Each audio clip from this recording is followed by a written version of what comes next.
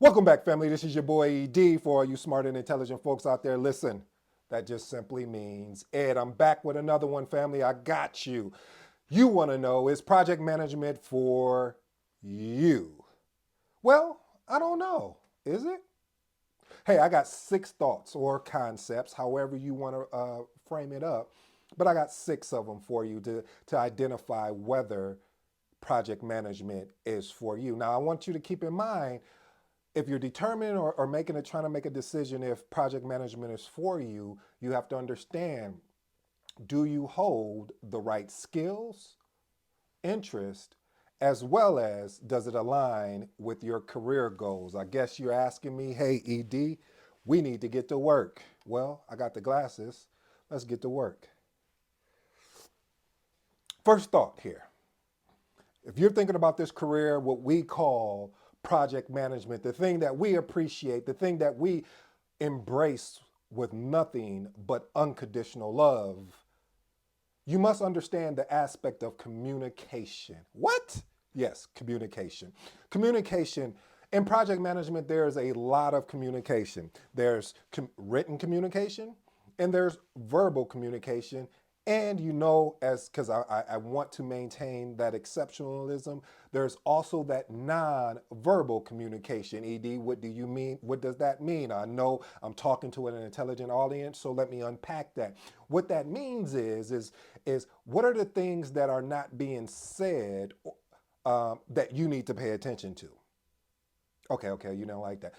Basically, what I'm saying to you, family, is that what happens in the art of communication is there are unwritten rules that are not really communicated, but you should understand.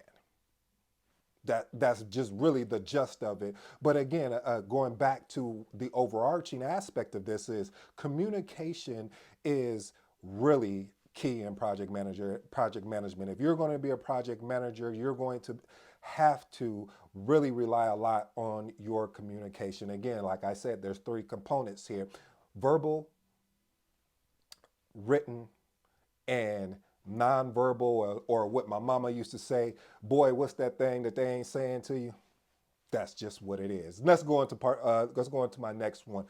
Leadership skills. Actually, should I do the muscle? Strong, no, strong leadership skills. Strong leadership skills because you're required to lead and not manage a project.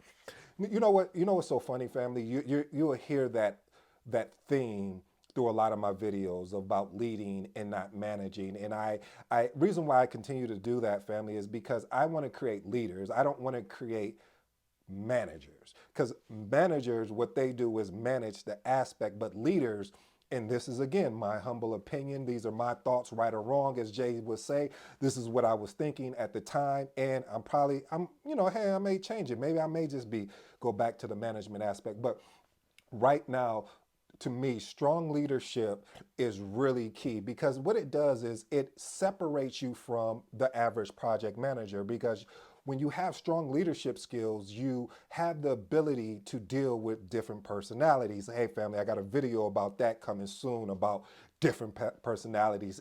And I promise you, I promise you it's going to be interesting. You might want to get your popcorn. Matter of fact, you might want to go to the movies, get that butter popcorn that they got, and then get a little extra butter on top, and then come back and watch that video when I drop it. I'll give you the most heads up as possible. And by the way, since I'm on that, if you're really enjoying the content, because there's a lot of you guys out here, I think it's about 70 to 80% that hasn't subscribed. Why you haven't subscribed yet?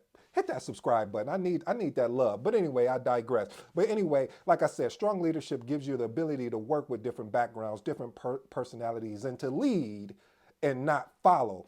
What I mean, again, by leading and not following is you set the standard. Matter of fact, you once you set the standard, you go above the standard. So, family, that's why it's important to have strong leadership skills. Number 3, time management. Whew. Okay, let me tell you how important time management is. Time management is so important. Your boy ED, yep, me. I went and took a course on it. I went and took Dan Kennedy's. I actually bought his book, which is called Renegade Millionaire, and then I bought the course. Why would a project manager need to know about what Dan Kennedy is talking about, renegade millionaire. Reason why is because family, a lot of times, a majority of the times, you could be working on something. Someone will ping you in Teams, someone will send an email, someone will call you and just disrupt your flow. And one thing a lot of times that people that are not project managers or in this project management space, they don't really know what we do at times. They don't understand when we put a meeting together and the way we structure it and coming up with the agenda and making sure, and then when we send the meeting minutes out, that all of this takes time to comb through the information that people are throwing at you and giving you, because if you don't, you could just you will have the meeting be boring. And I don't know about you, family, I hate attending boring meetings. On top of that, people are always looking to you because you're the leader of the project. So you have to block and honor your time. So if that means blocking your calendar off when you're working on something that it needs ultimate focus, family, I recommend that you do that, because this will allow you to stay focused and not try to do two different things. Another one of my favorite books is by Gary Keller, and the book is called One Thing. I think it's One Thing. Go check that out. The book is by Gary Keller, and I think it is called One Thing. And basically, the gist of it is just focusing on one thing at a time. Family, in this day and age that we're in now we believe that we can what they call multitask. But I don't know about you, family. If you ever try to do two tasks at the same time, one of the tasks are going to suffer. I don't care who it is. One of the tasks are definitely going to suffer. Let's get off that point and get on to the next point. The next point I want to talk about is organizational skills. Organizational skills is really huge and key in project management, because to be organized allows you to lead effectively. Now, good organizational skills are more or less around being able to understand where the project is at, where it needs to go, and ensuring, and this is what you normally do through what monitoring, controlling, is making sure that you're doing pressure checks, as I call it, to make sure we're staying on schedule and on time. The number 5 step in my thought process, in my 6 steps, is problem solving skills. I like what Dr. Miles Monroe said. He said, "You're kept for the problems that you solve, and you're let go for the problems you create." Ooh, that was dangerous.